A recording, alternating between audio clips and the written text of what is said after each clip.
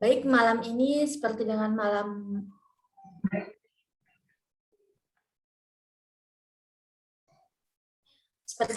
sebelumnya, kita akan mengikuti webinar. Pada malam ini, tema webinar yang akan berlangsung yaitu tender pekerjaan konstruksi terintegrasi rancang dan bangun. Baik, di sini kita sudah bersama dengan narasumber kita, yaitu Bapak Kurniawan. Selamat malam, Pak. Mungkin untuk mengefisienkan waktu, langsung saja kami.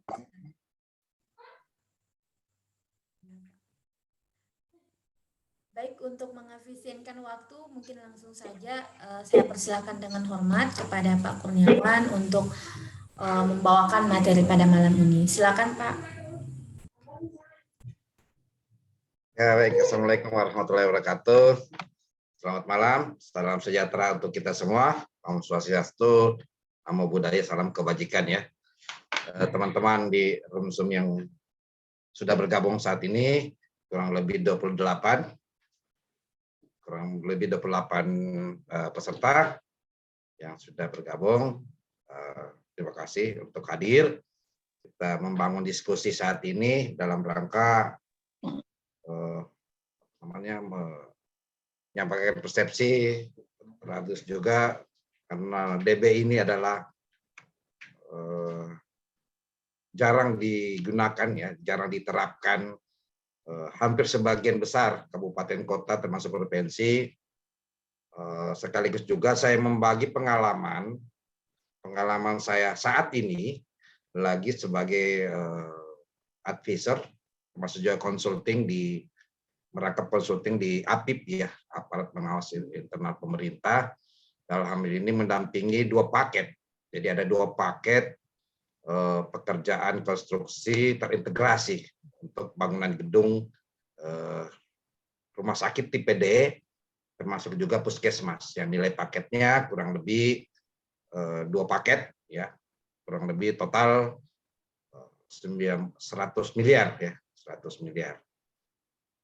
Baik, malam ini adalah tema tender ya, tender pekerjaan integrasi. Untuk itu saya tetap menyajikan mulai dari perencanaan, apa sih di perencanaan, apa sih di persiapan pemilihan, sampai tender. Itu. Baik, saya sajikan saja.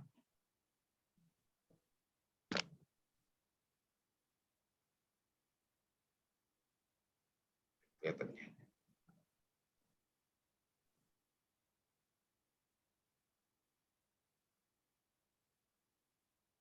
Kelihatan ya? Kelihatan, Pak. Ya, Pak, kelihatan, Pak. Jadi pengadaan pekerjaan konstruksi terintegrasi rancang dan bangun itu diatur di lampiran 3 ya, MDP Romawi 6 Peraturan LKPP nomor 12 tahun 2021. Jadi saya fungsional auditor, kemarin sudah selesai ujian dan lulus ya, dan sekaligus juga sebagai advisor di Kendari ya. Jadi materi saat ini adalah kita bahas tentang persyaratan, kriteria, pagu pekerjaan, 2 penyusunan dokumen kualifikasi, data pengisian dan evaluasi kualifikasi, dan penyusunan dokumen tender dan data pengisian dan evaluasinya. Jadi pekerjaan konstruksi terintegrasi rancang bangun dari definisi yang ada adalah seluruh pekerjaan yang berhubungan dengan pembangunan suatu bangunan. Jadi seluruh pekerjaan yang penyedianya memiliki satu kesatuan tanggung jawab perancangan. Jadi ada perancangan dan ada pelaksanaan konstruksi. Jadi design and build berarti ada perancangan, ada pembangunan dilaksanakan secara bersamaan, ditenderkan, disiapkan, direncanakan bersamaan dengan desain dan build-nya. Jadi persyaratan untuk penyelenggaraan desain and build ini sudah ada MK atau tim teknis, sudah ada konsultan manajemen konstruksi. Jadi artinya apa? Sudah ada proses seleksi konsultan manajemen konstruksi sebelum adanya tender atau pelaksanaan tender desain and build. Jadi sudah ada. Disinilah peran MK untuk membantu PPK dalam hal mereview nanti di dokumen ketentuan PPK. Nah, itu. Jadi desain and build ini setelah di perencanaan harus ditetapkan oleh kepala daerah. Yang selanjutnya adalah ada DIPA atau DPA. Yang ketiga adalah ada dokumen rancangan awal, basic design. Ya, jadi di perencanaan, ketika masuk di perencanaan pengadaan pada saat menyusun RKA, ya, menyusun RKA itu sudah ada gambaran awal, basic design suatu lokasi, data peta geologi, referensi data penyelidikan atau geoteknik. Ya, ini untuk mengukur daya dukung tanah, berapa kemampuan tanah, kontur tanah ya. Yang ketiga adalah lingkup pekerjaan yang jelas dan rinci. Kriteria desainnya seperti apa? Kalau di puskesmas, kriteria desain untuk puskesmas bagaimana? Diatur dari mana? Peraturan apa tentang gedung kesehatan itu sudah tergambar di rancangan awal, ya, rancangan awal. Standar mutunya, identifikasi dan alokasi risiko proyek, ya, mengidentifikasi apakah lokasi tersebut cocok karena berada di RT RW kah, atau tidak, atau berada di kawasan pemukiman masyarakat. Itu harus ada identifikasi dan alokasi risiko. Identifikasi kebutuhan lahan, apakah lahan itu ada kepemilikannya, itu harus tetap juga digambarkan di perencanaan. Jadi di perencanaan pengadaan itu sendiri sudah ada kebutuhan bahwa lokasi tersebut kita sudah siapkan untuk pembangunan, termasuk juga pembebasan lahan. Yang selanjutnya adalah gambar dasar, gambar skematik, gambar potong, gambar tipikal atau gambar lainnya. Jadi gambar di sini pengertiannya belum mencakup DED, ya, detail engineering-nya. Jadi belum ada gambaran yang seperti lengkap seperti DED. Jadi masih ada prarancangan, masih ada prapengembangan, masih ada prakonsepsi yang dibangun oleh pada saat rancangan awal. Akan tetapi di rancangan awal juga sudah tergambar berapa ruang yang dibutuhkan, berapa kamar operasi, umpamanya kalau untuk rumah sakit, untuk puskesmas yang mana ruang tunggunya, yang mana ruang pemeriksaannya, ruang farmasinya, itu sudah ada gambaran di dokumen rancangan awal. Nah, ini juga bisa dibantu oleh konsultan, ya, konsultan baik itu perorangan atau badan usaha untuk membantu pada saat rancangan awal, ya, dalam hal perencanaan. Jadi itu kategorinya. Yang keempat adalah alokasi waktu yang cukup untuk tender. Nah, ini yang penting.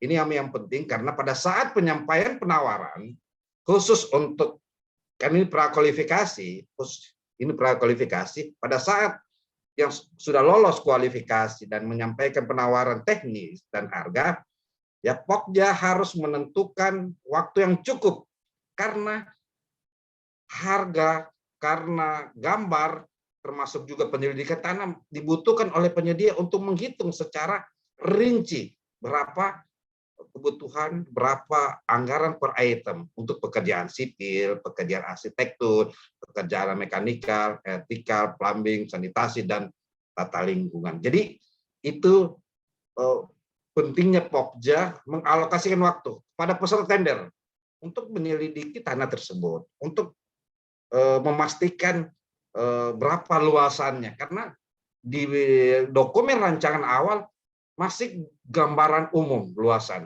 ya.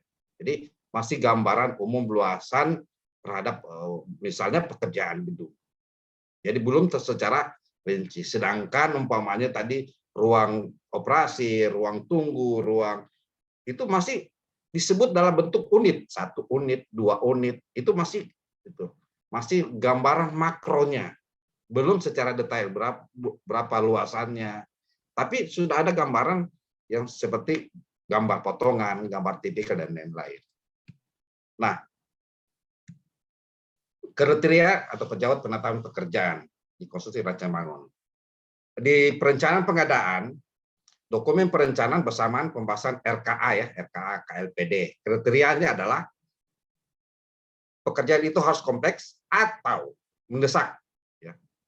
Kalau kita tetapkan di perencanaan pekerjaan kompleks, setidak-tidaknya sekurang-kurangnya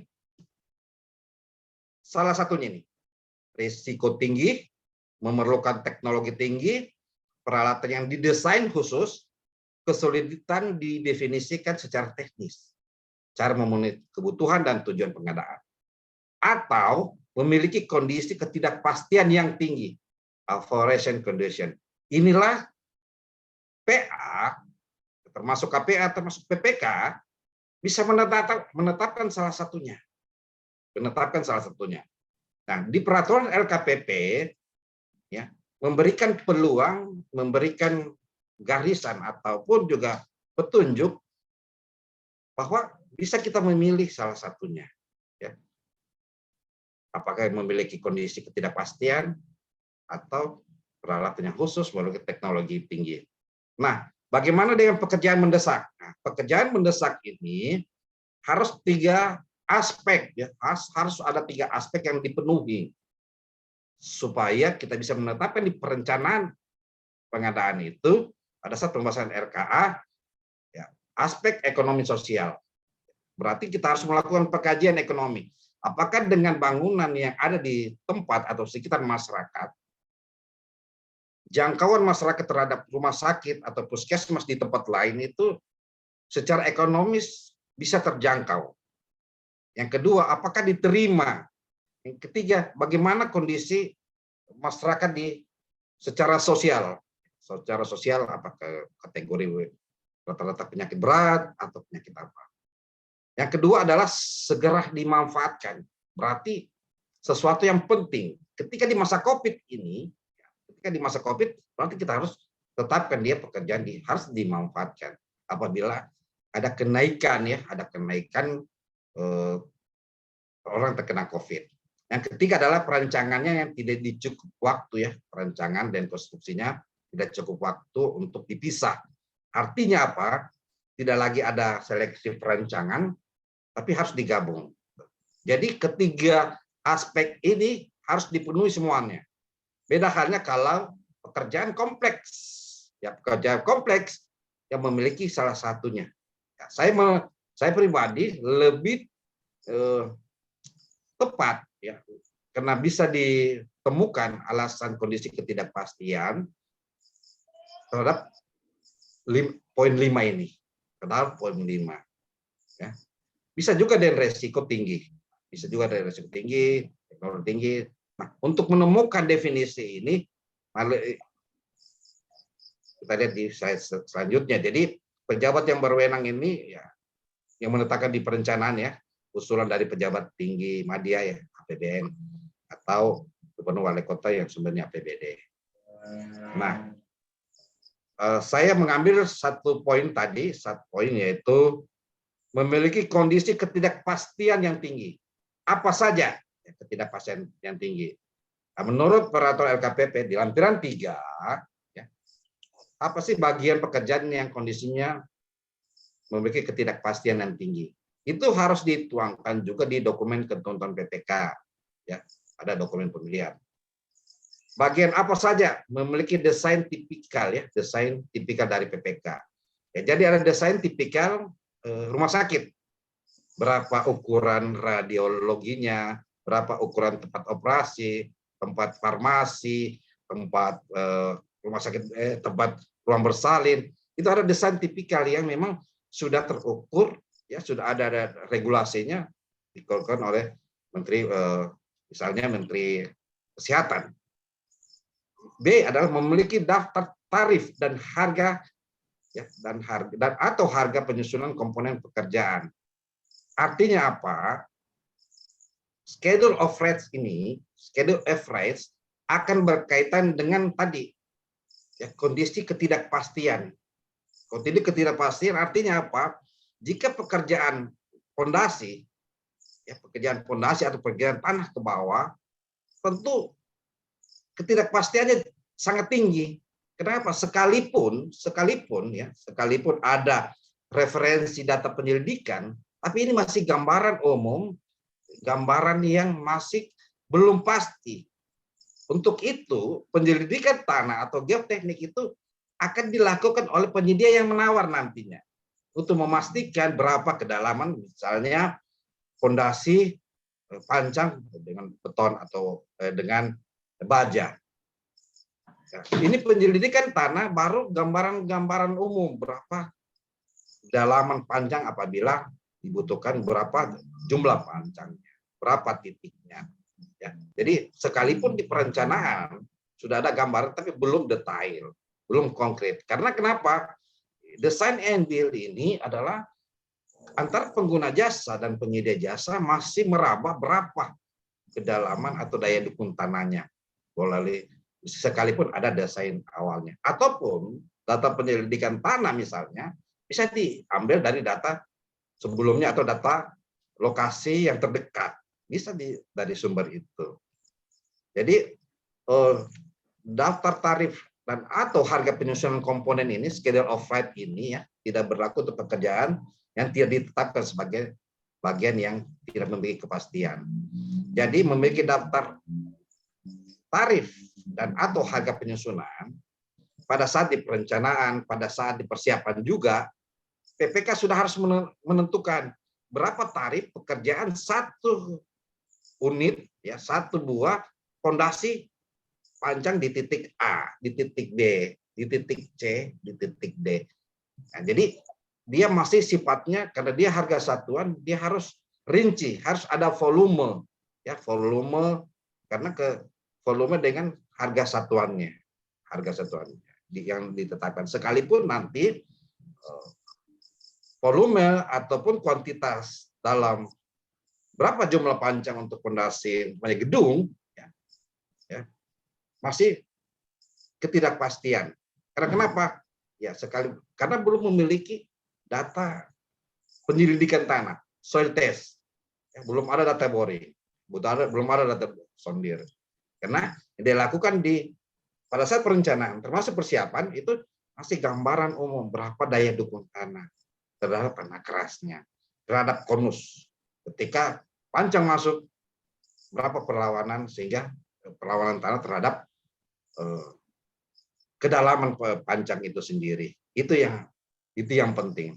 Yang selanjutnya itu tadi ketidakpastian seperti kebebasan lahan, cuaca, hidrologi, daya dukung tanah. Jadi ketika kita justifikasi pekerjaan itu kompleks, berarti ada desain tipikal yang memang yang sudah dibuat, ya, dibuat oleh PPK khusus.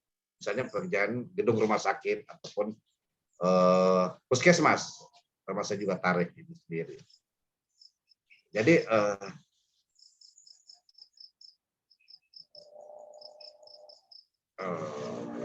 ya, jadi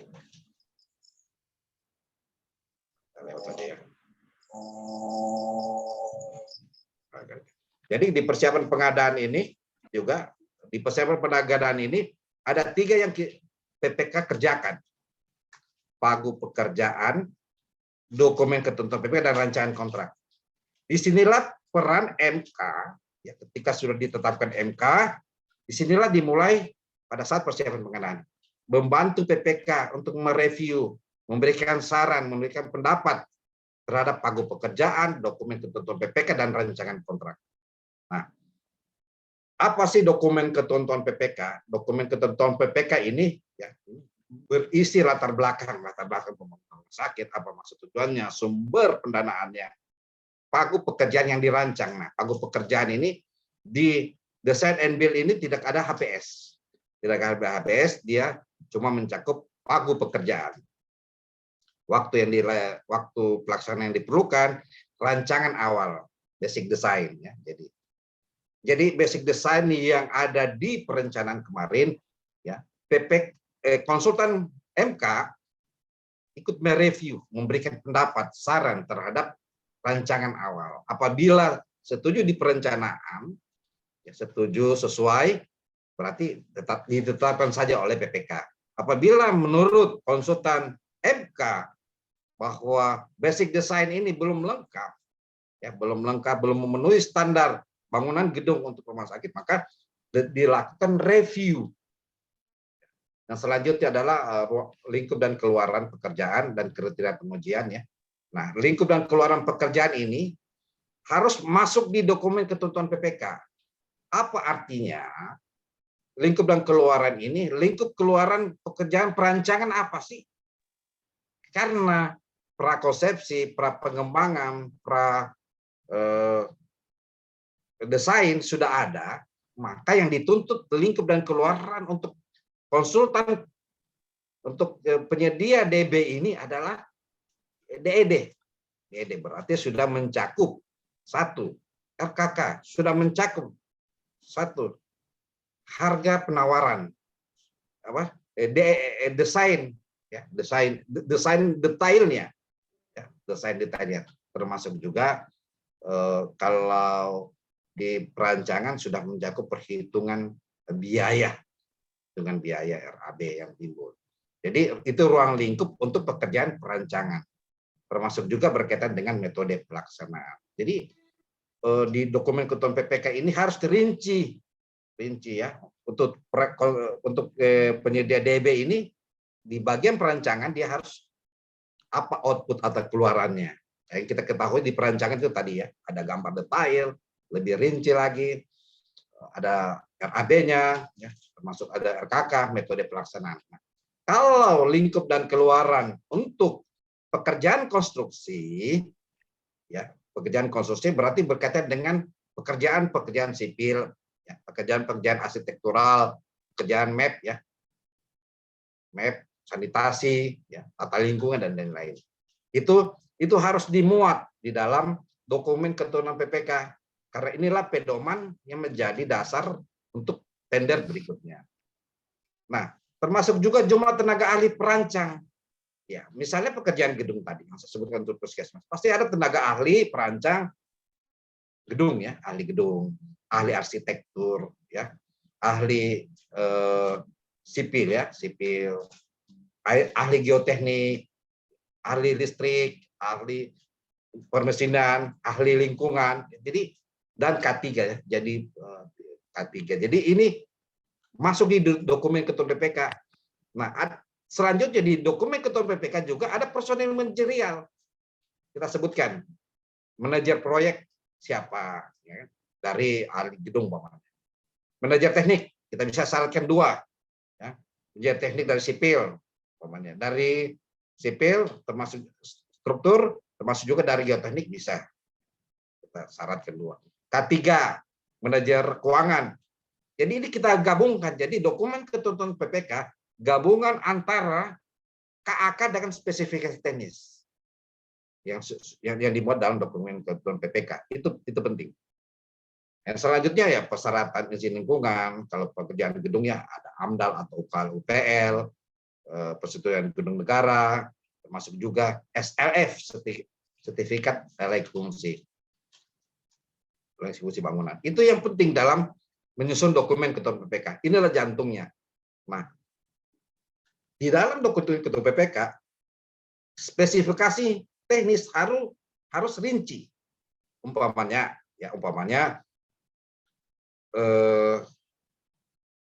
lantai, umpamanya pekerjaan lantai di mana ada keramik, harus berapa jenis, harus dituangkan ukuran keramiknya, 3 kali 30 kali 40, harus rinci gitu. Jadi termasuk juga material lain seperti semennya, seperti pasirnya, dan material besinya harus rinci. Besinya apakah menggunakan besi ulir dimensi ataupun diameter 16, harus rinci di dalam ketentuan PPK. Harus rinci dalam dokumen ketentuan PPK. Nah, itu. Nah, yang terakhir adalah daftar tarif dan harga penyusunan komponen. Inilah daftar tarif ini berkaitan dengan kalau kita menyusun daftar tarif berarti kaitannya dengan tadi adverse condition. Berarti umpamanya pekerjaan pemasangan pondasi, ya, volumenya atau kuantitasnya 50 batang, ya. Harganya per batang 9 juta umpamanya. Itu harus jelas dikali di total, ya, di total berarti 450 juta umpamanya, ya. Itu harus rinci. Sedangkan pekerjaan yang sifatnya adverse non adverse condition ini itu sifatnya lump, belum volume atau kuantitas belum dijelaskan dalam dokumen ketentuan PPK. Tapi kita kembali pada ketentuan ini bahwa sudah ada namanya daftar keluaran dan harga. Karena penawaran penyedia itu berbasis lump, tidak ada, ya, belum ada volume atau kuantitas yang muncul. Umpamanya perancangan gambar, pekerjaan sipil, sistem keselamatan kerja itu sendiri. Jadi penawarannya, ya, berbasis lump dan pembayarannya adalah lump atau gabungan harga satuan dan lump itu sendiri. Nah, tugas MK itu ikut mereview, memberikan saran terhadap pagu anggaran, ya, ketika sudah direview pagu anggaran disetujui, ya, maka ada penetapan pagu pekerjaan, termasuk juga rancangan kontrak desainnya. Jadi review pagu anggaran ini berarti kan dari perencanaan pagu anggaran. Begitu masuk di persiapan pengadaan, maka disebut pagu pekerjaan. Jadi tidak ada namanya HPS, ya, tidak dikenal lagi HPS. Ya, tentang rancangan kontrak, ya, rancang bangun adverse condition ini, ya, kriteria pekerjaan kompleks, rancangan itu yang saya sebutkan tadi, rancangan kontraknya mempertimbangkan bagian yang memiliki ketidakpastian. Jadi rancangan kontrak nanti harus dipertimbangkan yang bagian mana nanti yang memiliki ketidakpastian. Bagian pekerjaan yang memiliki kondisi ketidakpastian yang tinggi ditentukan dalam dokumen ketentuan PPK dan bisa ditambahkan kemudian setelah ada bagian dari pengukuran serta penyedia sudah jalan bisa ditambahkan adverse condition itu sendiri tergantung kesepakatan atas persetujuan dari MK, atas penelitian dari MK. Nah, penambahan bagian pekerjaan yang memiliki kondisi ketidakpastian yang tinggi harus mendapatkan persetujuan, ya. Jadi penambahan, ya, ketika sudah ada adverse condition di tahap pertama, begitu lagi setelah dilakukan pekerjaan ada kondisi lagi yang tidak sesuai dengan kondisi lapangan, perlu adverse condition bagian yang ketidakpastian, maka harus ada persetujuan pejabat pimpinan tinggi media untuk kementerian atau lembaga atau sumber APBN atau pejabat pimpinan tinggi pertama, ya, pada Pemda yang sumbernya APBD. Jadi rancangan kontrak harus memperoleh pendapat ahli kontrak, ya, sebelum ditetapkan oleh PPK. Jika tidak terdapat ahli kontrak, ya, pendapat itu dari tim yang dibentuk oleh pejabat pimpinan tinggi media, ya, atau pejabat pimpinan tinggi Pratama yang sumbernya APBD. Jadi harus ada pendapat, ya. Jadi dokumen inilah yang penting juga ketika ada audit, mana pendapat ahli kontrak. Kalau tidak, tim yang ditunjuk. Jadi jenis kontrak untuk pengadaan konstruksi integrasi rancang bangun, ya, kontraknya kontrak rancang bangun. Kontrak dengan penawaran lump, itu saya sebut tadi, belum terinci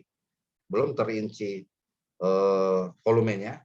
Pembayarannya dapat berbentuk lump dan gabungan lump harga satuan. Nah, pertanyaan, bisakah perubahan kontrak? Ya, bisa dilakukan perubahan kontrak atas kesepakatan dengan melalui addendum kontrak. Ya, addendum kontrak yang mengakibatkan penawaran kontrak akhir melebihi dari 10% dari harga yang tercantum dari kontrak awal. Jika ada penambahan harus ada persetujuan PA. Jadi intinya adalah bisa penambahan nilai kontrak, ada persetujuan PA, ya, pengguna anggaran atau tender secara terpisah atau penunjukan langsung yang merupakan satu kesatuan. Jadi pekerjaan tambah dilakukan dengan ketentuan tidak melebihi ya. Jadi ketika PPK melakukan ada pekerjaan tambah di lapangan, ya, berarti tidak melebihi 10%. Bisa melebihi hasil penjualan PA atau dilakukan tender secara terpisah. Ya, selanjutnya tersedia anggaran untuk pekerjaan tambah. Boleh melebihi 10% harus ada PA dan dilakukan tender secara terpisah atau penjualan langsung. Ya, tugas MK ya, manajemen konstruksi ini dalam tim teknis, penjaminan, membantu PPK, membantu PPK kontrak, menghitung peran aset ya, membantu PPK dalam proses dan Pokja dalam proses persiapan pengadaan dan pemilihan, melakukan verifikasi atas tagihan pembayaran. Jadi tugas konsultan MK atau tim teknis, kalau yang ditunjuk juga tim teknis, berarti dia ikut memverifikasi atas tagihan pembayaran, membantu PPK kontrak ketika dilakukan audit ya hasil pekerjaan setelah serah terima pekerjaan terakhir. Jadi ruang lingkup penugasan MK ini, ya, MK atau tim teknis, saya sudah gambarkan bahwa di persiapan pengadaan, jadi persiapan pengadaan sampai F. Jadi MK ini tidak sampai P atau PHO, dia sampai F. Berarti dia berfungsi juga sebagai pengawas di lapangan, ya, pengawas di lapangan. Ataupun juga bisa kita tunjuk tim teknis. Bisa juga pada saat di persiapan pengadaan, ya, kita tunjuk tim teknis dan dilanjutkan oleh MK pada saat setelah ditetapkan pemenang, ya, kontrak, ada PCM dan lain-lain sampai akhir pekerjaan. Ini yang penting bahwa penetapan alokasi waktu ya, alokasi waktu memang Pokja dalam menetapkan waktu untuk akhir penyampaian penawaran, ya, memang harus memastikan bahwa terhadap 6 poin ini lingkup pekerjaannya dan layanan, perizinan, mengurus perizinan itu memerlukan waktu, ataupun juga penyelidikan tanah memerlukan waktu, berapa waktu ketika per titik lokasi untuk titik pancang ya, atau galian ataupun juga fondasi perplat umpamanya yang dibutuhkan, berapa waktu yang dibutuhkan, atau pengembangan desain yang sudah ditampilkan oleh PPK ya, pada saat menginput desainnya itu perlu ada inovasi. Jadi inovasi dari penyedia ini akan menjadi penilaian Pokja ya pada saat klarifikasi ataupun presentasi pada saat proposal teknisnya. Identifikasi resiko, resiko kegagalan proyek, resiko kegagalan tender ini juga ada identifikasi. Apakah penyedia ini, apakah DB ini tepat atau layak dilakukan proses DB, apakah tidak melalui tender konvensional atau pengadaan secara konvensional, ya ada perancangannya dulu, setelah dapat perancangan baru tender konstruksinya, ya bisa bersamaan dengan konsultan pengawas, itu harus ada identifikasi risiko, menyusun metode pelaksanaan konstruksi. Jadi dalam penetapan alokasi waktu dalam hal tendernya ini harus memperhatikan kurang lebih 6 poin ini. Jadi persiapan pemilihannya, penyedia, dokumen kualifikasi, dan dokumen tender. Jadi seperti kita ketahui bahwa DB ini, ya DB menggunakan dua tahap atau dua proses prakualifikasi, ya, mengevaluasi kualifikasi sebelum penyampaian penawaran. Jadi evaluasi kualifikasi menggunakan metode sistem gugur. Hasil prakualifikasi tidak boleh kurang dari 3 peserta yang lolos kualifikasi. Ya. Apabila kurang dari 3 peserta, berarti gagal, ya, gagal prakualifikasi atau prakualifikasi ulang. Jadi peserta kualifikasi ya badan usaha dan atas nama sendiri atau KSO. ya, kualifikasi besar atau KSO yang memenuhi. Jadi hasil evaluasi kualifikasi, yang tadi Pokja menyampaikan informasi kekurangannya. Jadi di DB ini di prakualifikasi diharapkan ketentuan yang sudah tidak menambah-nambah kualifikasi, ya, tidak menambah kualifikasi sehingga kita bisa memperoleh sekurang-kurangnya 3 penyedia sampai 7 penyedia. Jadi itu kalau ada kekurangan dia sampaikan apabila tidak lengkap, ya. Yang kedua, Pokja menyampaikan informasi kekurangannya selama 3 hari setelah Pokja menyampaikan hasil evaluasi di akhir pada jam kerja. Jadi kalau ada kekurangan bisa ditambahkan. Kekurangan data kualifikasi yang disampaikan ya melebihi 3 hari setelah Pokja menyampaikan evaluasi, maka data kualifikasi tidak diterima. Pokja pemilihan melakukan evaluasi terhadap kekurangan data kualifikasi yang disampaikan oleh peserta. Ini penting di DB, karena kegagalan tender di DB berarti kegagalan di perencanaan dan di persiapan. Ya. Jadi kerjasama KSO, ya, KSO, Badan Pelaksana Konstruksi dan Integrasi. Jadi SBU-nya ada SBU tersendiri, ya, TS1, ya, TS51. Atau badan usaha pelaksana konstruksi dengan badan usaha perancangan konstruksi. Jadi ini bisa tersendiri. Ada juga KSO, badan usaha jasa pelaksana konstruksi dengan badan usaha perancangan konstruksi. Nama KSO sesuai dengan dokumen kualifikasi perusahaan leading KSO dengan anggota, ya. Modal sharingnya harus tergambar, ya, tergambar dalam pembagian modal sharing untuk setiap perusahaan. Nama individu dari lead team KSO sebagai pihak yang mewakili. Nama KSO-nya siapa, direkturnya yang mewakili KSO. Ditandatangani oleh setiap perusahaan yang tergabung di KSO. Badan usaha pelaksana konstruksi dalam proses PBJ, LIPIM-nya harus perusahaan nasional, ya, tidak boleh dari asing. LIPIM porsi modalnya paling banyak, ya, LIPIM ini pemimpin KSO paling banyak, mayoritas 70%. Pekerjaan mendesak tapi tidak kompleks paling banyak 3 perusahaan, ya, dalam satu KSO. Pekerjaan kompleks tapi tidak mendesak, ya, bukan tidak kompleks, paling banyak 5, ya. Misalnya ini paling banyak 5 dari satu KSO.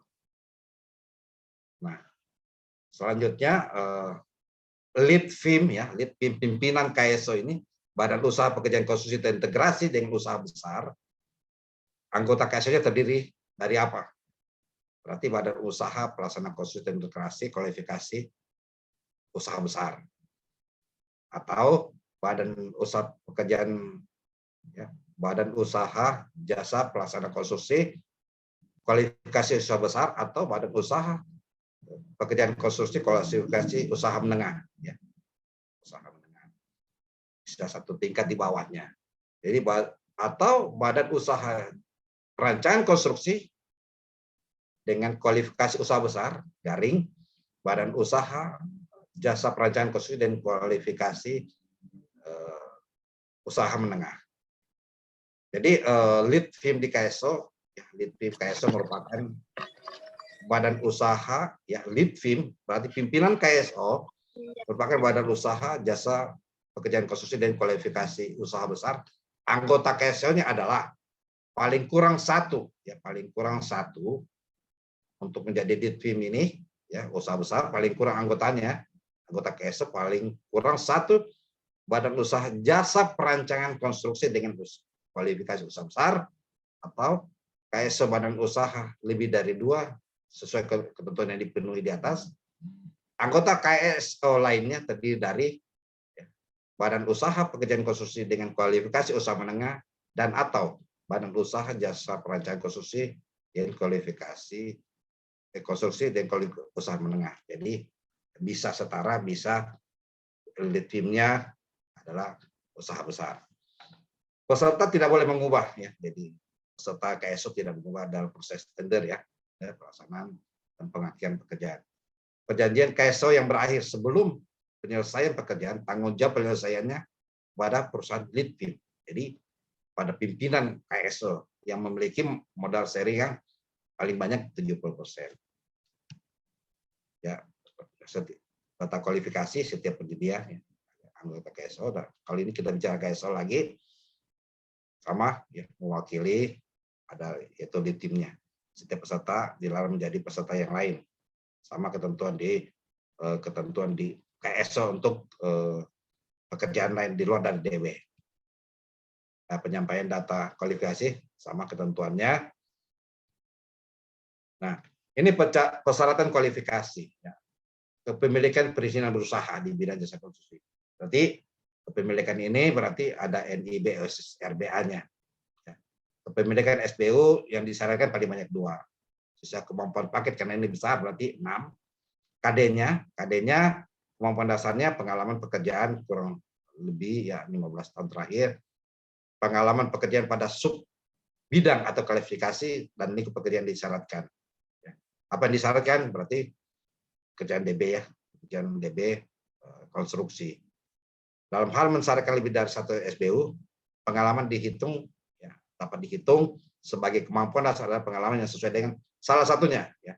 Jadi salah satunya SBU ya, kalau kita syaratkan lebih dari 2. Tidak harus mensyaratkan dua sub kualifikasi yang ada di dalam SBU, masuk pengalamannya. Jadi persyaratan kualifikasi juga sama, ya, memiliki sertifikat mutu, tidak daftar hitam, mempunyai status wajib pajak. Ya, umum ini berkaitan dengan persyaratan kualifikasi, balik atau pendirian perusahaan dan perubahan, pengalaman pada kurang 1 pekerjaan konstruksi dalam kurun 4 tahun terakhir baik lingkungan pemerintah, swasta atau subkontrak. Ya, pembuktian kualifikasi peserta yang memenuhi persyaratan ya, Pokja melakukan verifikasi data kualifikasi bisa melalui data sikap ya. Jika peserta tidak hadir karena tidak dapat mengakses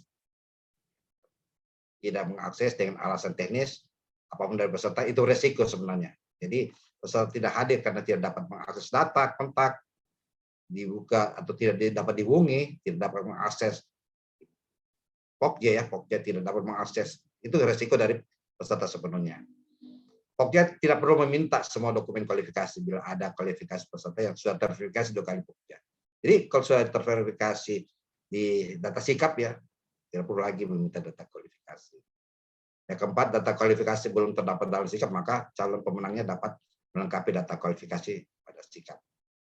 Bila diperlukan Pokja untuk melakukan verifikasi atau klarifikasi ke penerbit ya, jadi bila diperlukan untuk melakukan klarifikasi atau verifikasi dokumen asli, lokasi kantor, pabrik dan lain-lain. Alasan luring peserta tidak dapat hadir dapat diterima, Pokja dapat melakukan masa perpanjangan pembuktian kualifikasi.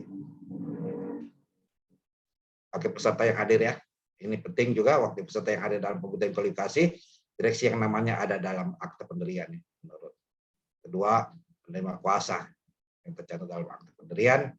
Ketiga, direksi yang bukan dalam pihak lain yang bukan dalam direksi dapat menghadiri pembuktian selama berstatus tenaga kerja tetap dan berperoleh kuasa dari direksi.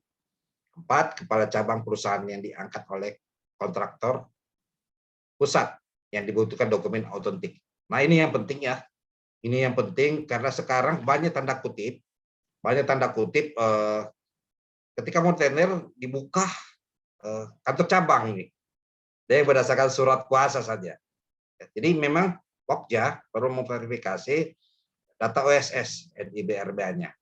Kenapa? Ketika ada kantor cabang, posisi umpamanya kantor cabang di suatu daerah akan disebutkan di RIB. Di mana cabang, umpamanya cabang Surabaya, cabang Jakarta, cabang Bandung, itu ada di NIB OSS-nya. Ya.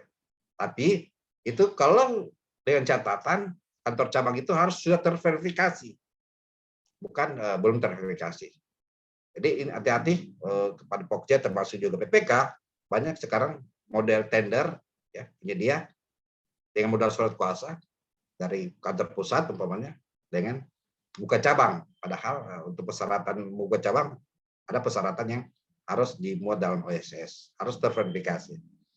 Ya, meminta identitas, keputusan RUPS apabila direksi tidak ada jalan perjanjian yang menurut KSO berhak mewakili KSO. Jadi ini yang penting terhadap untuk khusus kepala cabang perusahaan, yang dibuktikan dokumen otentik ya. Nah ini cara mengatur KSO ya. Lipin kerjasama operasi harus memiliki kualifikasi setingkat atau lebih tinggi dari badan usaha kerjasama operasi dengan porsi paling banyak 70%. Ya, lead timnya 60 ya. Jadi sudah, yang salah adalah lead timnya 20%, perusahaan B dan C 45 ya. SBU kemampuan dasar dan pajak. Nah, SBU kualifikasi usaha besar ya. Kalau untuk pekerjaan gedung tadi integrasi, SBU pelaksana konstruksinya TI 505. Subklasifikasinya jasa integrasi untuk konstruksi bangunan gedung. Untuk perancangannya ya, kode RE 102 untuk jasa desain rekayasa untuk konstruksi fondasi serta struktur bangunan. Ya, kemampuan dasar, jadi kemampuan dasar 3 kali dari nilai paket tertinggi. Sedangkan pajak ya, nomor MPP dengan status keterangan wajib pajak, hasil konfirmasi status wajib pajak yang valid ya. Jadi yang valid bisa dari data sikap, bisa dari website DPJ online. Ya, memiliki pengalaman pekerjaan. Nah, ini terkait dengan pengalaman pekerjaan, bahwa pengalaman pekerjaan rancang bangun ini integrasi sesuai dengan ruang lingkup ditenderkan. Nah, misalnya lingkup pekerjaan konstruksi terintegrasi rancang bangun yang ditenderkan pakai pembangunan puskesmas ya, rumah sakit. Contoh yang benar yang memiliki yang memenuhi teknis kualifikasi yaitu perusahaan beberapa 4 tahun terakhir ya. Tahun perusahaan ya, tahun 2019. Pengalamannya 4 tahun terakhir. Berarti kode SBU-nya adalah T1505. Ya. Jadi jasa 515 ini 505 adalah jasa konstruksi integrasi ya, termasuk ini. Selanjutnya memiliki pengalaman sama juga kalau untuk itu tadi, ini untuk konstruksi, untuk perancangannya kalau ada KSO kode BG jaksa ya, ataupun konstruksi juga ya, konstruksi kode BG 008 jasa pelaksana konstruksi. Jadi ini khusus untuk satu penyedia saja, ini bisa untuk pelaksana konstruksi. Berarti tujuannya apa? Berarti ini untuk KSO sebenarnya, untuk KSO. Ya, pekerjaan termasuk juga pembangunan baru, penambahan renovasi seperti rumah sakit dan sanatorium. Jadi dia punya kode BG 008 ini berkaitan dengan rumah sakit, sanatorium, bangunan kesehatan ya, bangunan kesehatan. Sesuai dengan kualifikasi pengalamannya. Nah, kalau kita KSO-kan dengan ini, dengan BG 008, berarti jasa perancangannya ini memiliki SBU RE 0201 jasa rekayasa fondasi struktur bangunan. Berarti harus memiliki pengalaman ya di perancangan gedung ya, perancangan gedung, konstruksi untuk bangunan rumah sakit ya. Nah, evaluasinya ya, evaluasi serasi ya, memenuhi NIB, KSS, KSWP dan lain-lain, saling melengkapi. Jadi saling melengkapi oleh seluruh anggota KSO, sisa kemampuan paket ya, kalau karena dia besar ya berarti 6 ya. Izin usaha, pengalaman, kontrak asli, PHO ya, untuk konsultan referensi atau bukti pembayaran untuk pajak, untuk konsultannya, pekerjaan konstruksi integrasi PTA, PTB pelaksana konstruksi dengan SBU BG 008 PTC yang perencanaan konstruksi SBU RI 201. Ini sertifikat ya, sertifikat dokumen mutu. Kalau ini persyaratan evaluasinya, ketika kita melakukan evaluasi, kualifikasi, pengalaman sesuai dengan lingkup pekerjaan. KP, kalau karena dia besar ya, berarti sebanyak 6 ya, sebanyak 6. Nilai pengalaman yang apabila tidak mencukupi, Pokja melakukan konversi dengan nilai pekerjaan sekarang ya, persesen follow. Nilai pekerjaan sekarang adalah nilai pekerjaan keseluruhan eskalasi dikali indeks BPS dibagi indeks BPS untuk bulan serah terima pertama. Ada indeks BPS pada bulan penilaian prakualifikasi. Untuk usaha jasa pelaksanaan pekerjaan konstruksi, indeks BPS digunakan indeks harga perdagangan besar bahan bangunan konstruksi sesuai dengan jenis bangunannya. Nah, setelah memenuhi dokumen kualifikasi, ya, memenuhi syarat kualifikasi, maka kembali ke dokumen tendernya. Nah, dokumen tender ini, tender apa yang digunakan? Ya, kalau kita sejak awal sudah tetapkan di persiapan pengadaan, di persiapan pemilihan, bahwa kondisinya ini mendesak, maka harus menggunakan metode MDP-nya, metode tender prakualifikasi 2 file, kontrak harga terendah ambang batas untuk pekerjaan mendesak.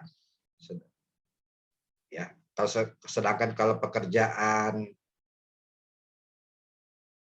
kompleks ya berarti metode tender prakualifikasi 2 file sistem nilai pekerjaan kompleks atau pekerjaan mendesak. Ini tetap terhadap cara penilaian, cara evaluasi ya, termasuk juga penetapan MDP-nya, model dokumen pemilihan. Jadi dokumen tendernya yang sudah lulus prakualifikasi diundang ya, diundang disampaikan kepada peserta di form spesifikasitas lainnya. Ketika sudah diundang ya, dokumen tender terdiri dari IKP dan LDP, ini harus dipahami. Dokumen ketentuan PPK terdiri dari peralatan utama, tenaga ahli, personil menjel, dan lain-lain. Nah, dokumen penawarannya, ya, penawaran administrasi, teknis file 1. Apa penawaran administrasi ya?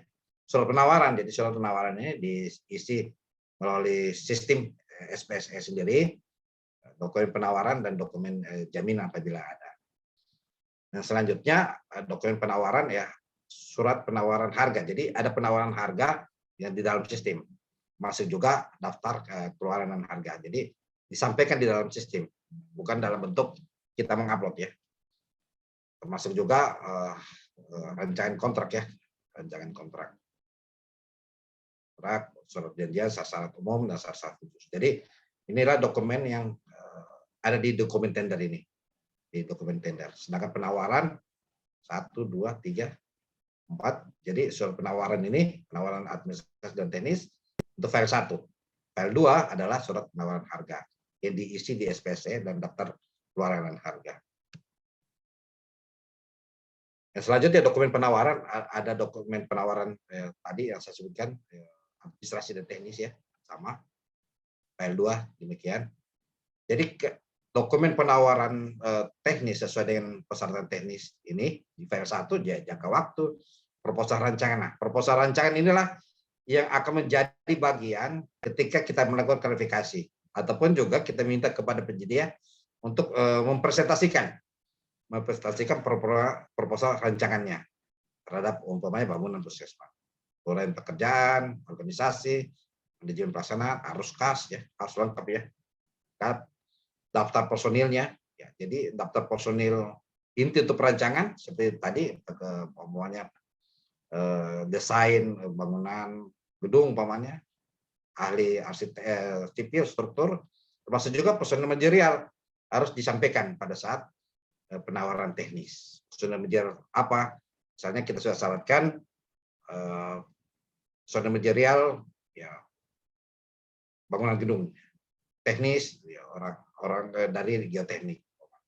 Daftar peralatannya, kayak equipment, RKK, rencana kendali mutu. Jadi daftar peralatan utama. Jadi di dokumen ketentuan PPK sudah muncul daftar peralatan utama yang menjadi syarat ketika penyedia sudah menyampaikan penawaran teknis, termasuk juga personel inti rancangannya.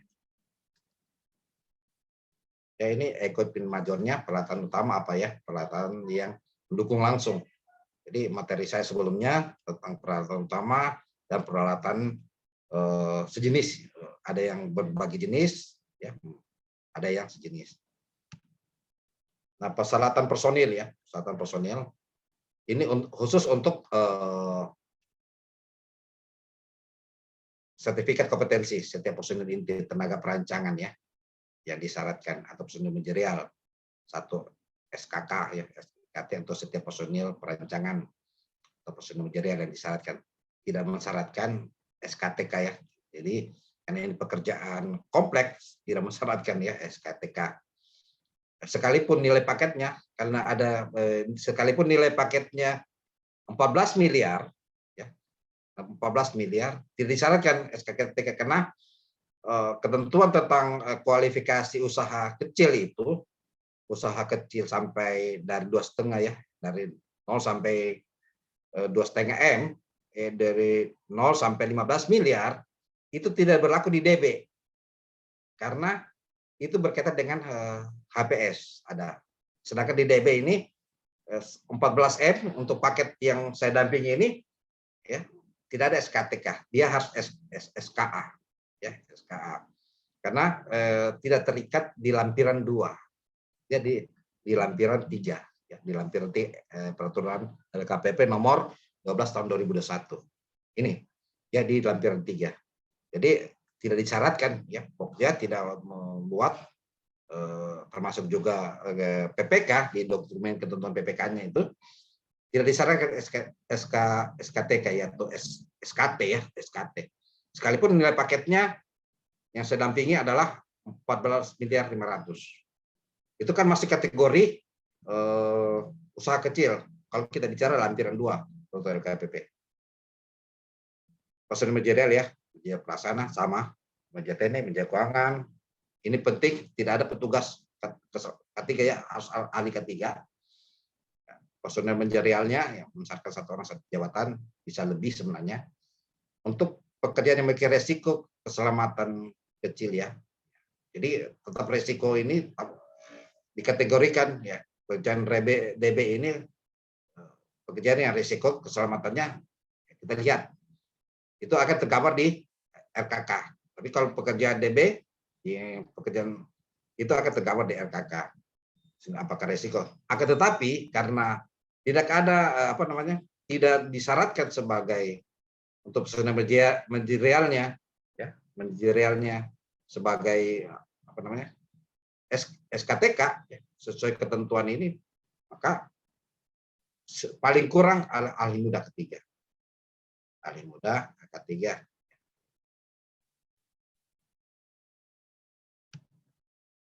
Ya Pokja, ya. Jadi Pokja pada saat RKK ya, melakukan review di persiapan terdapat persyaratan teknis, 1 orang pekerja yang identifikasi bahasa yang mencantumkan dalam LDP ya, melakukan evaluasi dalam RKK. Orang pekerjaannya. Jadi pada saat di LDP ya, Pokja cuma menyampaikan saja apa yang paling bahaya dari identifikasi bahaya ini.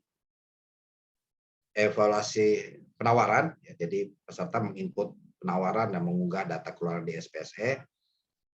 Selanjutnya peserta mencantumkan harga keluaran dan total setiap keluaran ya. Jadi seperti yang saya sebutkan tadi, ada keluarannya untuk perancangan, ada keluarannya untuk pekerjaan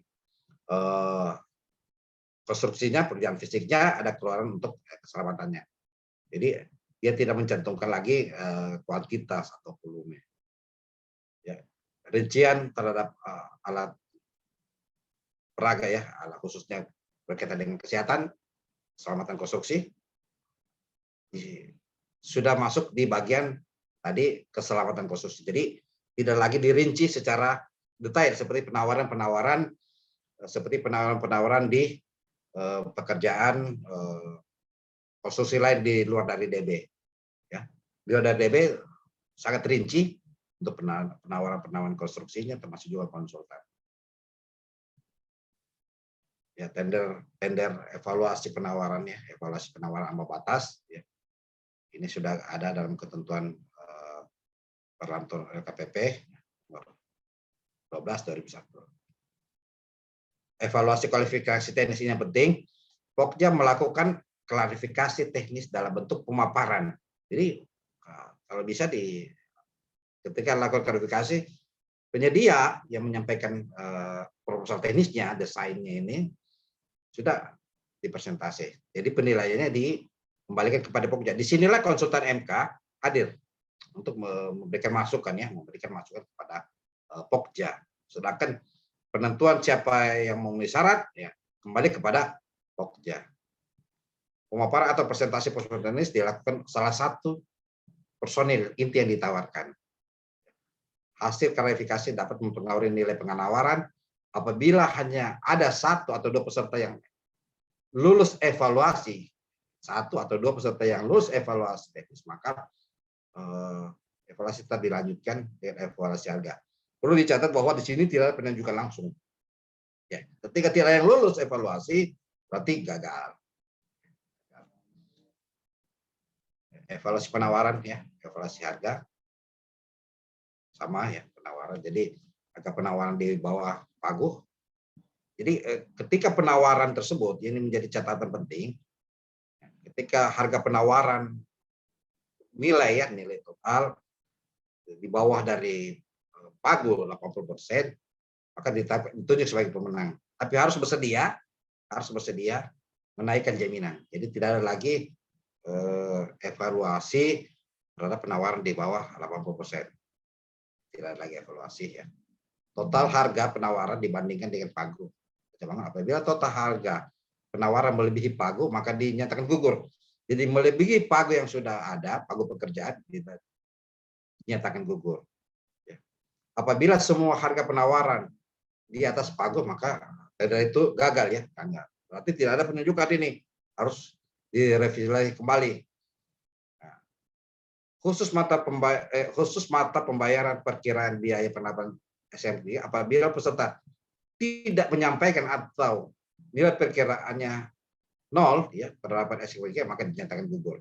Jadi di sini disebutkan tadi. Jadi begitu kita bicara tentang penawaran maka ini saja yang diisi sesuai dokumen yang akan juga diupload oleh PPK ya, PPK. Nah, PPK kan tidak memunculkan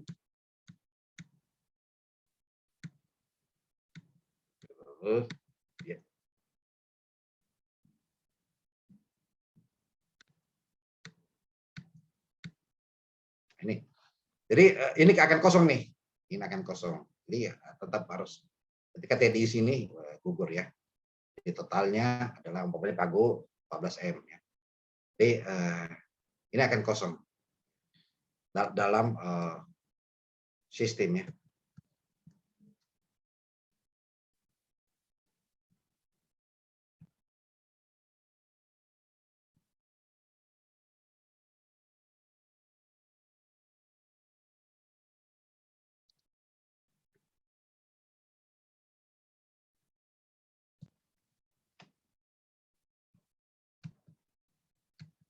Ya, kalau evaluasi nilai ya.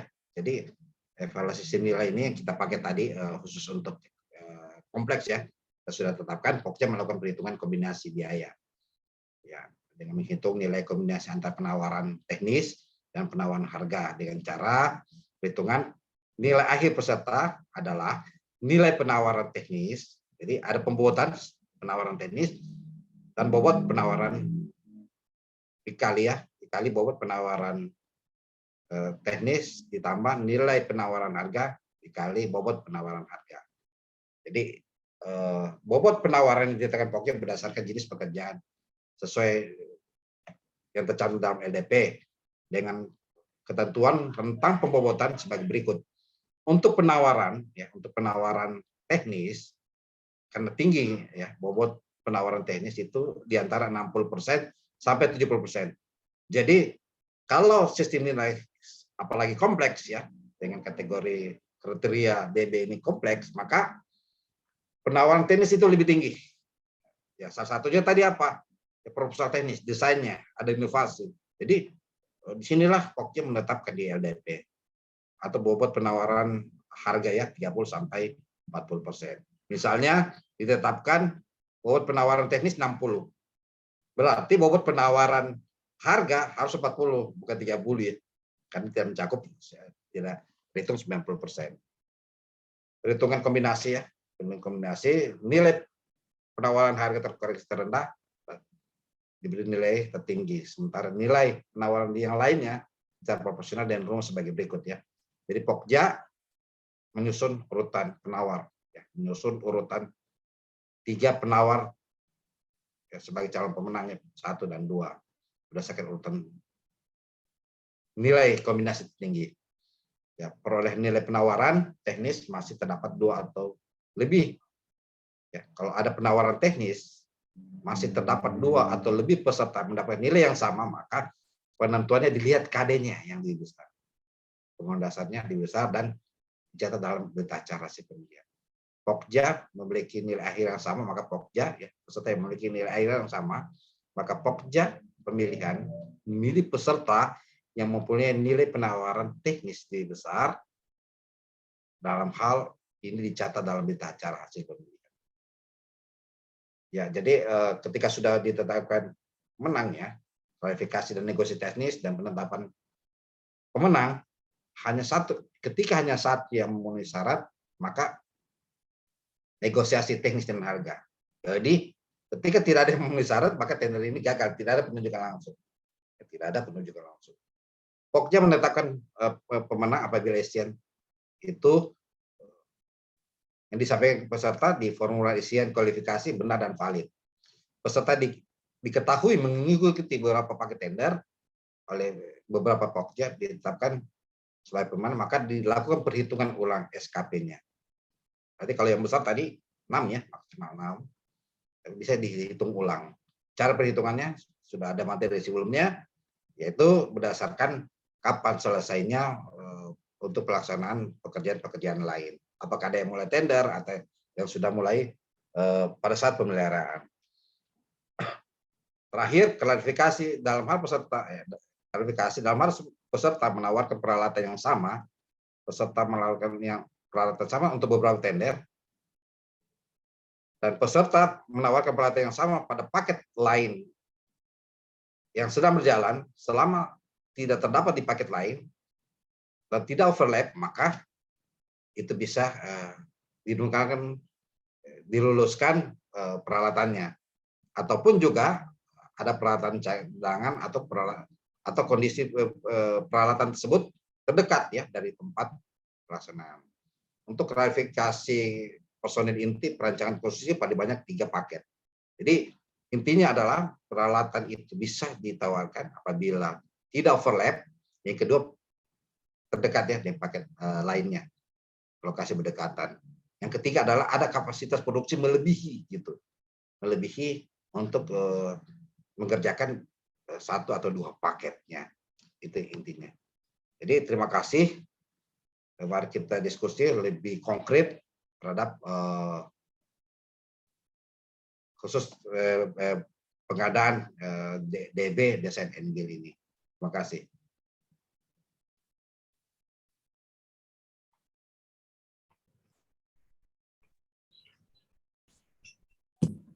Ya, baik. Terima kasih Pak atas pemaparan materinya pada malam ini. Baik, langsung saja kita akan membuka sesi diskusi. Untuk Bapak dan Ibu yang ingin bertanya atau ada yang ingin kurang dimengerti mengenai dengan materi tersebut, silakan untuk raise hand untuk berdiskusi bersama dengan Pak Kurniawan dan bisa juga untuk mengirimkan pertanyaannya di kolom chat. Baik Pak, untuk Pak Andar Lumban Raja, silakan. Terima kasih Mbak. Kedengaran suaranya? Kedengaran Pak. Oke, terima kasih. Ya, Selamat malam dan salam sejahtera Pak. Saya Andar Luman Raja dari Dinas Bina Marga dan Bina Konstruksi. Siap. Sebelumnya ex Dewan Pengurus LPJK Sumatera Utara, Siap. unsur pemerintah Pak. Ini Pak, ada yang mau saya tanya.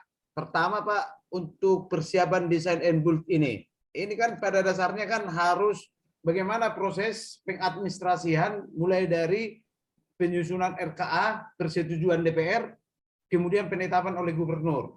Itu yang pertama, Pak. Yang kedua, Pak, bagaimana ini kan desain and build ini tentu seperti yang dibilang sampai oleh Pak Kurniawan tadi adalah yang sangat kompleks dan sangat mendesak. Nah, desain and build kalau dia umpamanya gini, Pak, dia kita rencanakan kan nggak mungkin selesai 1 tahun. Contoh pembuatan sebuah rumah sakit yang tipe A, dia kemungkinan dia tidak dapat diselesaikan 1 tahun. Tentu harus kita buat kontrak tahun jamak. Bagaimana proses tender ketika dia tahun jamak, Pak? Kemudian yang ketiga, Pak, ini kan sudah menjelang akhir tahun anggaran. Seperti contoh Provinsi Sumatera Utara nanti akan bersiap dalam menyambut PON 21 tahun 2024. Kita akan membuat perencanaan desain and build untuk membuat sarana olahraga, Pak. Ini sementara kami belum membuat manajemen konstruksi dan belum, tapi sudah ada yang akan kita buat satu pembangunan GOR dengan pola desain and build. Hanya saja manajemen kontraknya, Menkonnya belum ada, Pak. Bagaimana prosedurnya? Kemudian bagaimana administrasi, lebih banyak di persoalan ini Pak, aspek legal menyatakan itu DB Pak, tolong dijelaskan Pak. Kemudian nanti Pak, tolong nanti kita bisa komunikasi secara pribadi intensif Pak untuk Pak Kurniawan. Dan saya ini peserta setia dari Kindo Pak, udah sering. Terima kasih Pak, selamat malam Pak. Malam, ya. Baik Pak Andar, jadi ketika di perencanaan Pak Andar, memang sejak awal memang kalau di perencanaan kita harus siapkan dulu sebenarnya pradesainnya. Kan tidak mungkin PPK ya dengan waktu yang dengan keterbatasan waktu, keterbatasan sumber daya manusia, itu keterbatasan waktu sumber daya manusia bisa menggambarkan basic design. Karena basic design itu akan berkaitan dengan pertama tadi gambarnya, gambar potongan, gambar denanya itu sendiri, gambar tipikalnya, termasuk juga anggaran yang dibutuhkan. Nah, kalau anggaran atau biaya untuk pembangunan gedung misalnya, pada saat di perencanaan kita bisa menggunakan standar harga satuan di kare luasan yang sudah ditetapkan umpamanya di daerah ataupun di kementerian. Ya, umpamanya bangunan gedung 1 meter luasannya 1 meter persegi, ya berarti misalnya 3 juta. Berapa volume totalnya itu kita kalikan sebagai pagu anggaran. Itu pertama. Dari dasar itulah hasil dari FS, feasibility study-nya ataupun juga pradesain, kita masukkan di RKA.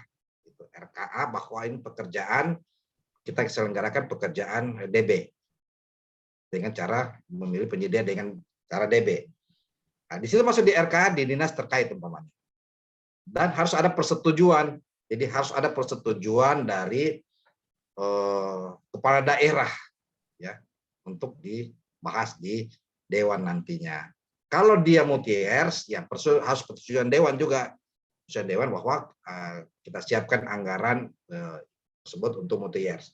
Multi-years itu paling tinggi untuk daerah adalah 3 tahun ya 3 tahun sendiri. Jadi bagaimana menyusun pagu anggaran itu tadi konsepnya adalah kita harus punya pradesain dulu, kita bisa tunjuk konsultan baik perorangan atau badan usaha, ya, apalagi yang paketnya di bawah 100. Kan kalau pradesain itu tidak, desainnya itu belum detail, masih makro. Ya, masih makro, masih ada potongan-potongan yang sifatnya tidak detail seperti DED, masih ada gambar tipikal, gambar skematik, gambar dasar, ya itu sendiri.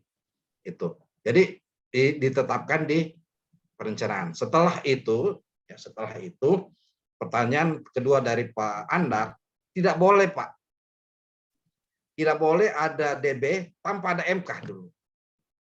Harus ada MK, karena MK lah yang membantu PPK. Sama juga pekerjaan gedung, ya pekerjaan gedung ya di luar dari DB harus ada dulu MK, baru kita cari seleksi konsultan perencana atau perancangan. Jadi tidak boleh ada tender DB kalau tidak ada MK dulu. Karena fungsi MK pada saat di persiapan, ini peraturan LKPP, persiapan pengadaan. Artinya pada saat PPK menyusun dokumen ketentuan PPK, pagu pekerjaan, rancangan kontrak. Ya, jadi yang saya dampingi banyak pertanyaan dari teman-teman Pokja dan PPKPU harus bersamaan, tidak boleh, harus ada MK dulu. Kalau tidak, jangan kita selenggarakan tender pengadaan secara DB. Kalau tidak ada MK dulu, itu regulasinya yang dimaksud. Demikian Pak Andar ya. Jadi prinsipnya tidak boleh ada DB tanpa ada MK. Ya, itu MK itu syarat mutlak. Sama juga pekerjaan gedung di luar DB ya. Itu MK dulu ya, di atas luasan 4.000 ya. 5 lantai, di atas 5.000 meter luasannya itu harus ada MK dulu. Atau gedung yang tidak sederhana atau gedung khusus, itu harus ada MK dulu. Demikian Pak Andar. Terima kasih Pak. Selamat malam Pak. Malam. Ya, terima kasih juga Pak Andar, semoga membantu Pak. Selanjutnya Pak, kita akan membacakan beberapa pertanyaan yang ada di kolom chat. Pertanyaan pertama, ini ada beberapa pertanyaan dari Bapak Junaidi Abdillah. Yang pertama, pertanyaan ya, langsung saja. Selamat malam Pak Kurniawan, perkenalkan nama saya Junaidi dari Bekasi. Yang saya tanyakan, apakah desain and build sama dengan PCE, yaitu Procurement Construction Engineering. Kedua, oke baik. Yang kedua, dalam kontrak apakah jenisnya lump sum atau unit price? Dan yang ketiga, apakah dalam kontrak tersebut ada VO, variation order, atau kerja tambah? Terima kasih. Seperti itu, Pak. Baik Pak Junaidi. Kayaknya Pak Junaidi ini orang kan ya, orang teknis ya. Jadi apakah design and build sama dengan EPC ya, bukan PCE, EPC, Engineering, Procurement, Construction. Jadi tidak sama Pak. Kalau design and build dia berkaitan dengan gabungan antara perancangan dan pelaksana konstruksi dalam satu tendernya, dalam satu perencanaannya, dalam satu persiapannya, dalam satu tendernya, dalam satu kontraknya, dan satu pelaksanaannya, dan satu serah terimanya.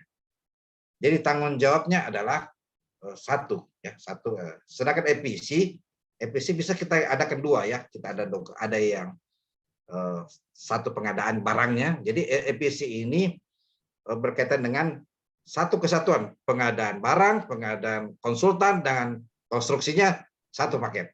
Nah, jadi sangat berbeda. Tidak ada pengadaan, bisa dipisahkan barangnya, bisa dipisahkan konstruksi dengan konsultan.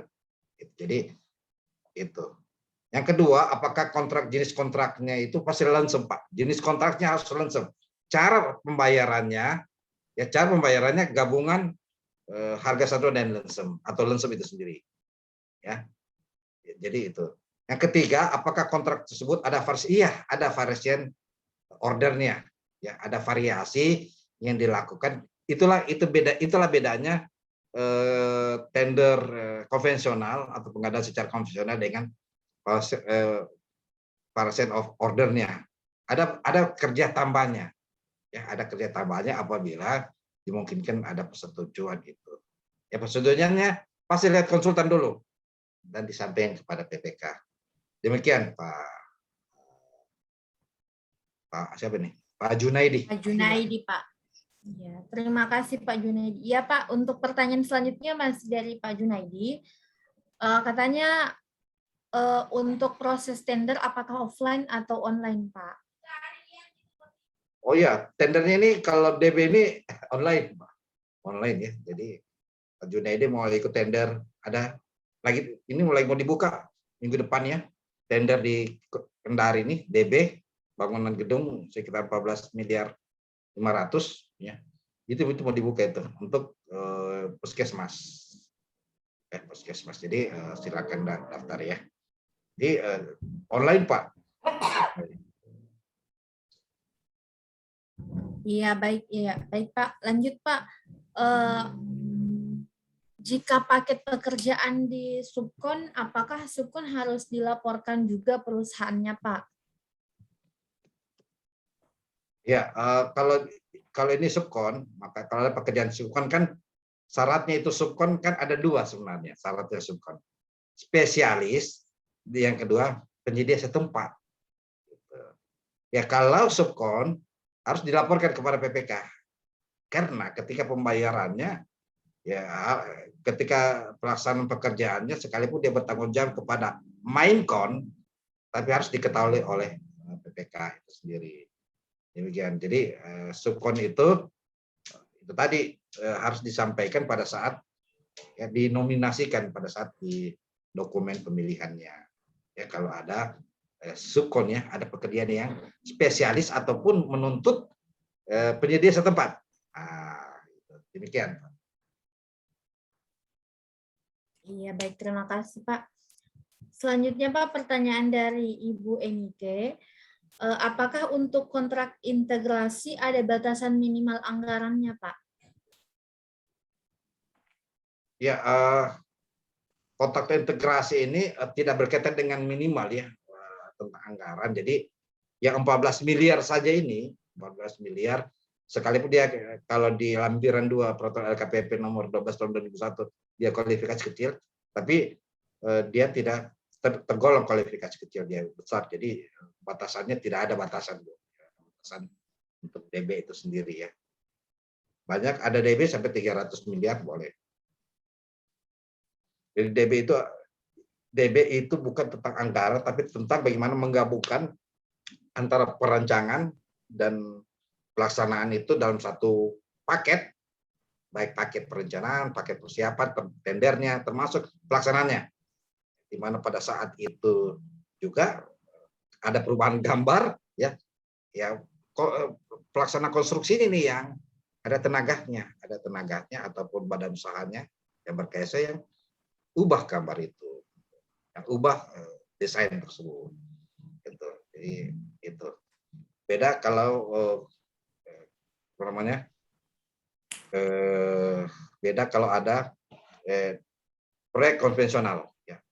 Tetap juga kontraktor yang buat, tapi tidak ada pengusaha yang mau bertanggung jawab terhadap desainnya. Harus desain dari kontraktor tersebut. Kalau yang konvensional, tapi kalau yang DB ini ada pengusahanya yang bertanggung jawab terhadap ada perubahan gambar atau perubahan lokasi pekerjaan atau perubahan desain, ya, itu ada pengusahanya yang bertanggung jawab itu karena kumpulnya KSO. Kalau integrasi berarti tenaga ahlinya yang bertanggung jawab itu. Demikian Bu Neke. Baik, terima kasih Pak. Itu untuk Ibu Nike. Selanjutnya Pak, kita kembali lagi ke pertanyaan Bapak Junaidi. Di sini ada beberapa pertanyaan Pak dari Pak Junaidi, tapi mungkin saya bacakan satu persatu. Pak Kurniawan, sebagai kriteria pemenang, apakah referensi basic harga termurah atau hal yang lain Pak? Dan down payment-nya berapa persen dari paket pekerjaan tersebut Pak? Baik, referensi basic harga termurah ya. Makanya karena ini kita tetapkan dia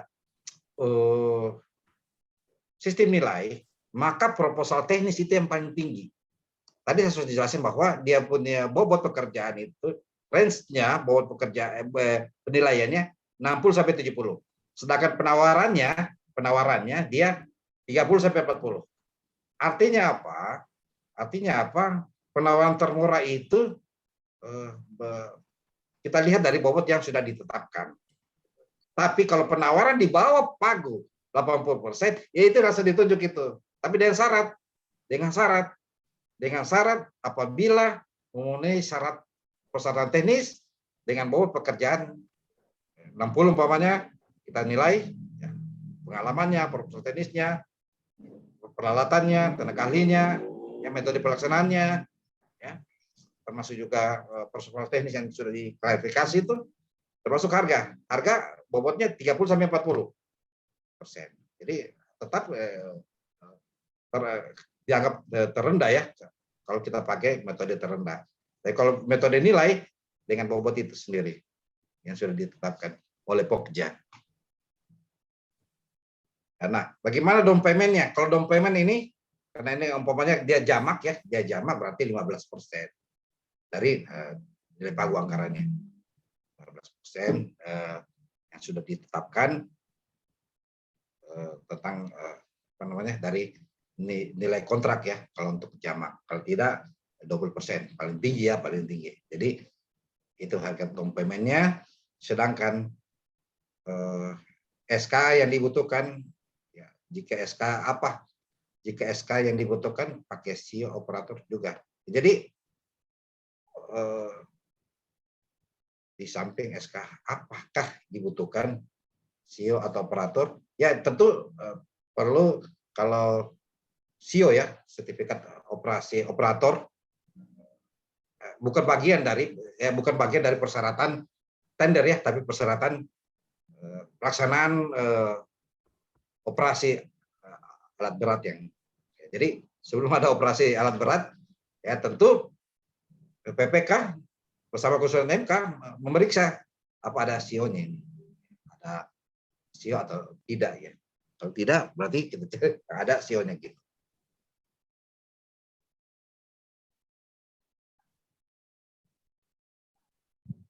Oke, baik Pak. Terima kasih.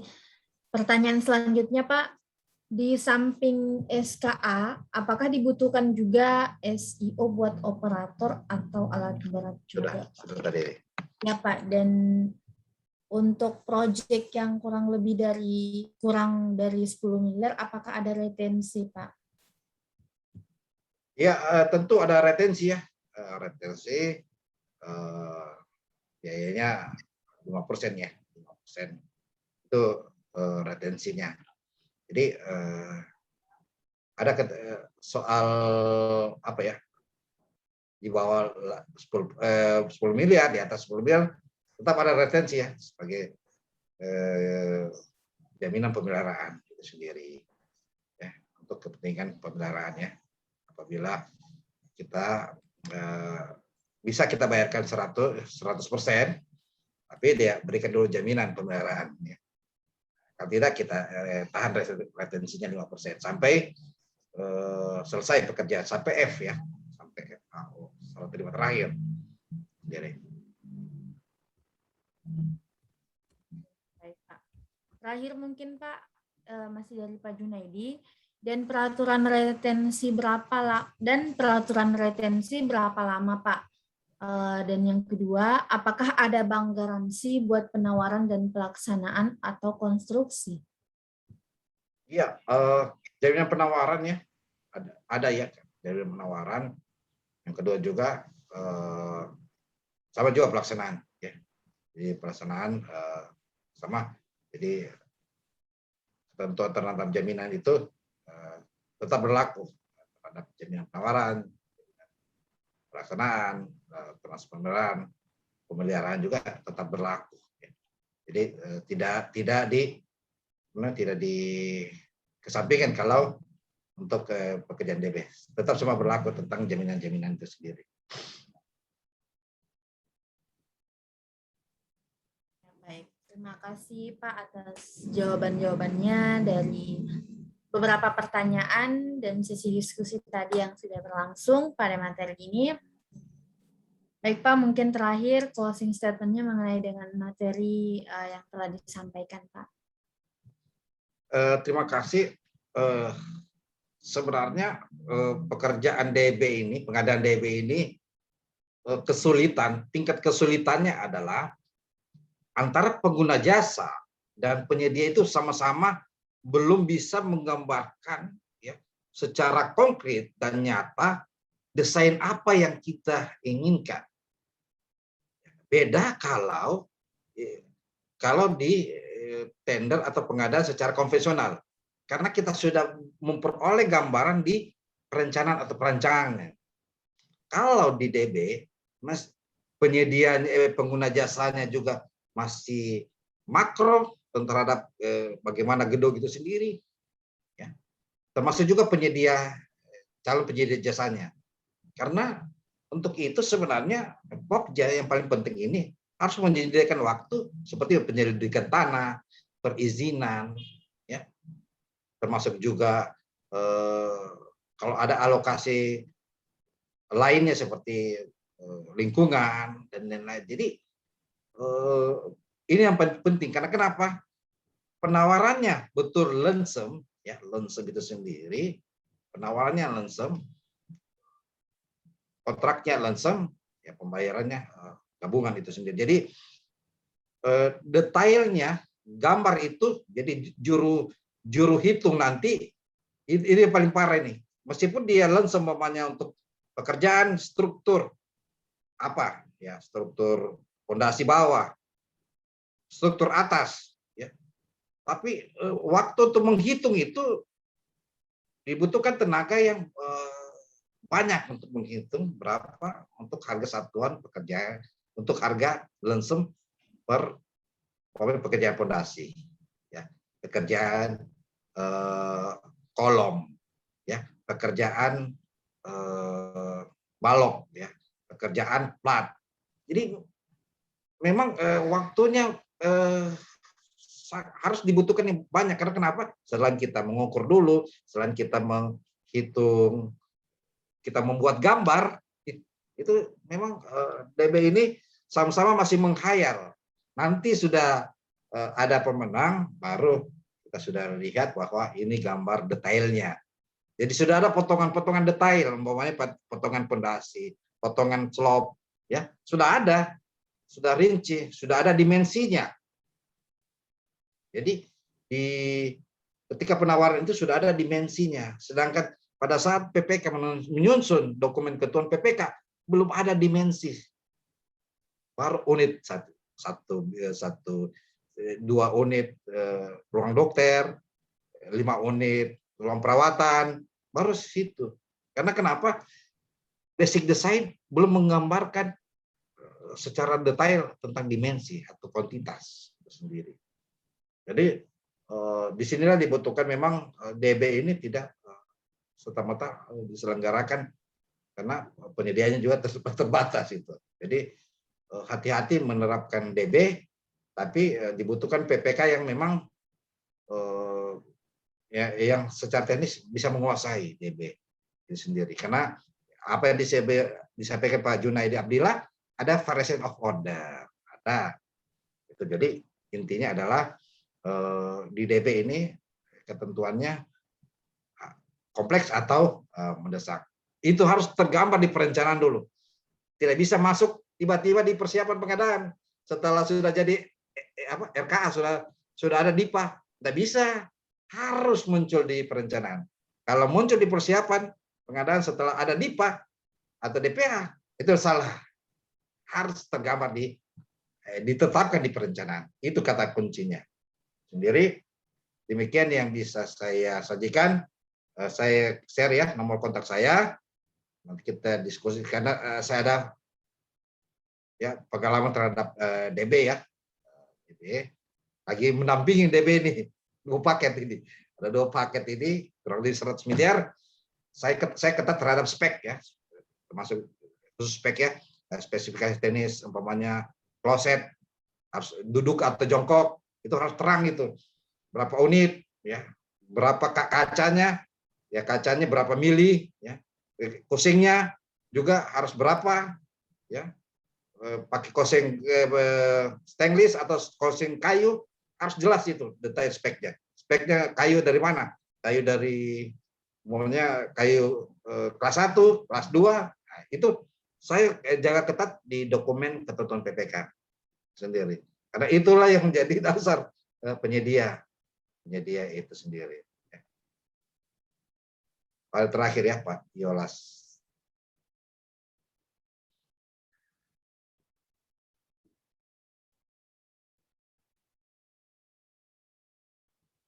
Iya Pak, cukup Pak. Ya, saja Pak Yosias ya.